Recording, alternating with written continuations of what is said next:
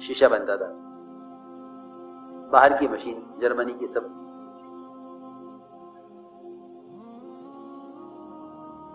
तो नमाज पढ़ी, नमाज के बाद मुझे दिखाने लगे कि ये एक मशीन है, इससे इतने करोड़ की आमदनी है, इससे इतने करोड़ की आमदनी है। समझाने लगे अपना, क्योंकि आजकल हर एक का मिजाज ये है कि जो आदमी खुद इस काम में लगा रहता है आने वालों को वही समझाता है। हम अगर दावत में लगे होते तो हम काम की बात करते। हर आदमी की कारगुजारी उसके अपने दुनिया के धंधे के एतबार से होती है। कहने लगे जो दुआ करना, ये एक मशीन बंद है और इसका बंद होने की वजह से इतना नुकसान है कारोबार का, इतना नुकसान है। और ये काफी बड़ी मशीन थी, 20-25 मीटर लंबी, शायद इससे बड़ी हो। उससे वो शीशा बनता था।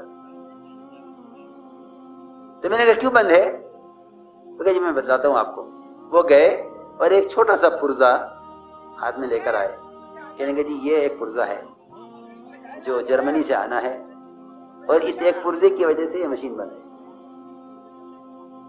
उसकी मशीन तो मेरे क्या समझ में आती, मुझे उसकी बात से दीन समझ में आया। मैंने कहा ये इसका कारखाना बंद है इस एक पुर्जे की वजह से।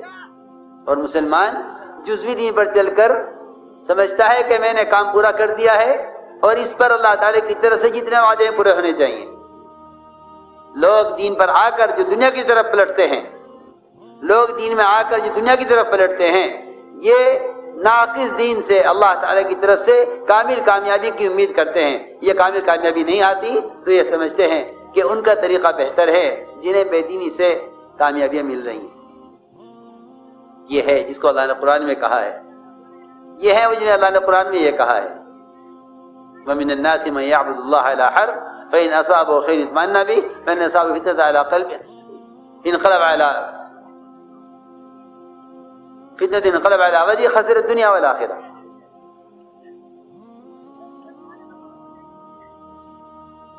इनक़लब अला वजहिही, ये वो हैं कि जो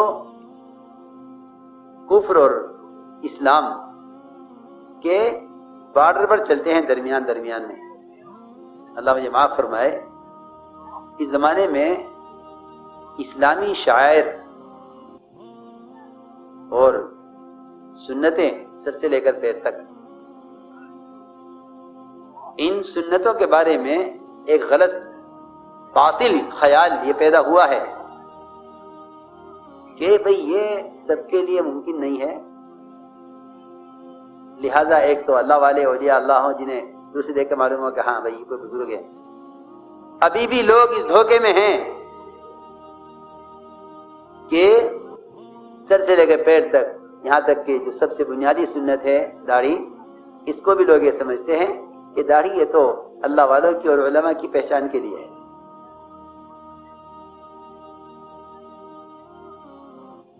मुझे हैरत हुई, मैं हरम से निकला तो एक पुलिस वाला मुझे मिला। कहने लगे कि आप मुतव्वा हैं? मुतव्वा मुतव्वा आप मुतव्वा? समझ गया कि आप आलिम हैं। ये क्यों? मैंने तो कोई बात नहीं की तुमसे इस बारे में, तुमने कैसे पहचाना है मैं आलिम? कहने लगा नहीं, मैं दाढ़ी की वजह से कह रहा था कि शायद आपको कोई बड़े आलिम है। हाँ, तो मैंने कहा नहीं, मैंने उससे कहा, पुलिस वाले से, मैंने कहा कि नहीं, दाढ़ी आलिम की पहचान नहीं है, मुसलमान की पहचान है।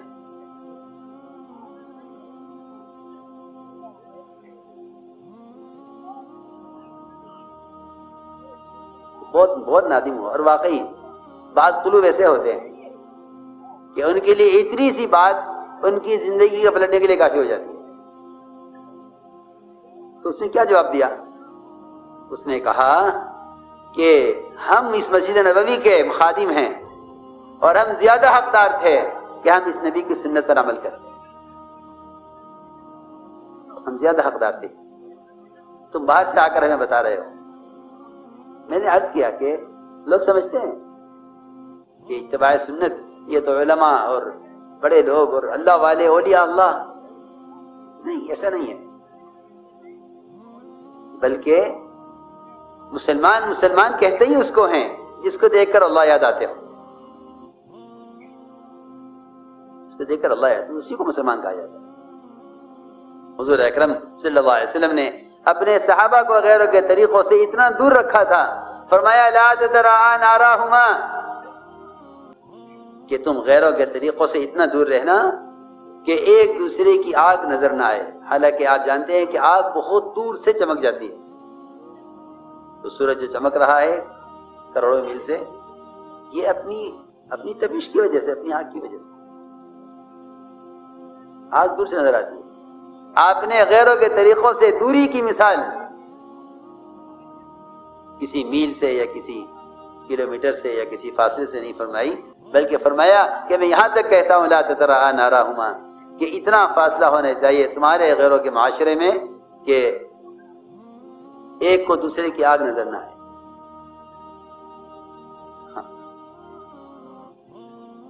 تو میں نے عرض کیا کہ لوگوں نے ایک درمیانی راستہ بنایا ہے، ایک درمیانی راستہ بنایا کہ یہ ایک ہمارا درمیانی راستہ ہے، نہ کفر میں اور نہ پورے اتباع سنت میں، ایک درمیان کا راستہ. یہ درمیان کا راستہ منافقین کا تھا. یہ درمیان کا راستہ کس کا تھا؟ جی ہاں، یہ درمیان کا راستہ منافقین. قرآن نے منافقین کی جو پہچان کی ہے وہ اسی سے کی. وَمِنَ النَّاسِ مَن يَعْبُدُ اللَّهَ عَلَىٰ حَرْفٍ، کہ یہ نہ پورے کفر میں نہ اسلام میں، انہوں نے درمیان کا ایک راستہ نکالا ہے. اگر دیکھتے ہیں حالات مسلمانوں کے بہتر ہیں تو ادھر ہو جاتے ہیں، اور دیکھتے ہیں کہ حالات مسلمانوں کے خراب ہیں تو پلٹ کر کفر کی طرف ہو جاتے ہیں. میں نے عرض کیا کہ اللہ تعالیٰ نے وعدہ کمال دین پر کیا ہے، ادخلوا فی السلم کافہ، اسلام میں پورے داخل ہو جاؤ. اسلام میں پورے داخل ہو جاؤ. اسلام صرف فرائض کا نام نہیں ہے،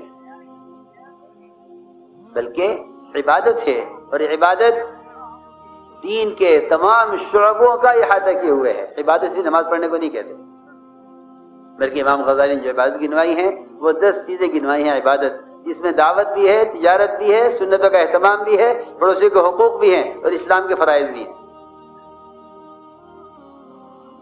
یہاں اس سب کو 10 چیزوں کو عبادت فرمایا ہے، اس میں نماز، روزہ، حج اور زکوٰۃ، ذکر اور تلاوت، دعوت الی اللہ، اس کو بھی امام غزالی رحمۃ اللہ علیہ عبادت میں شمار کر رہے ہیں.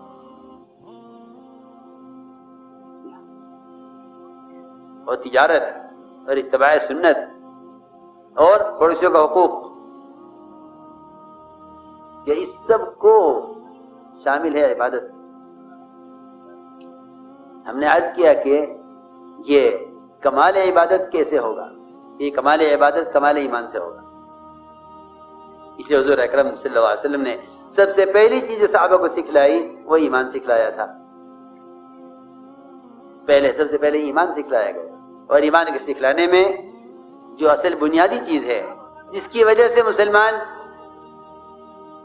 حالات میں حکم پر قائم رہتا ہے، وہ سب سے پہلی بنیادی بات یہ ہے کہ ان کے یقین کو کائنات کے ظاہر نقشوں سے ہٹایا.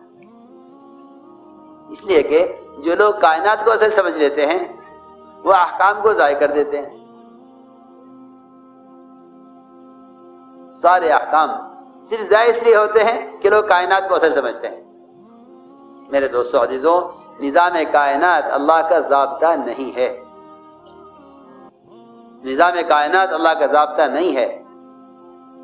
نظام کائنات اللہ کا ضابطہ نہیں ہے. اللہ کا ضابطہ اللہ کا دین ہے.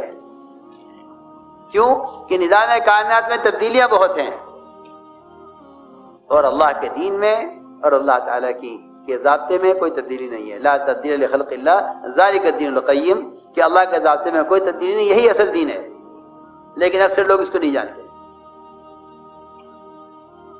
حضور اکرم صلی اللہ علیہ وسلم نے اور انبیاء علیہ السلام نے سب سے پہلے کام جو کیا ہے اپنی بعثت کے بعد وہ یہ کیا کہ ان کے یقین کو کائنات کے نقشے سے ہٹایا اور یہ سمجھایا کہ نظام کائنات کا کائنات سے کوئی تعلق نہیں ہے۔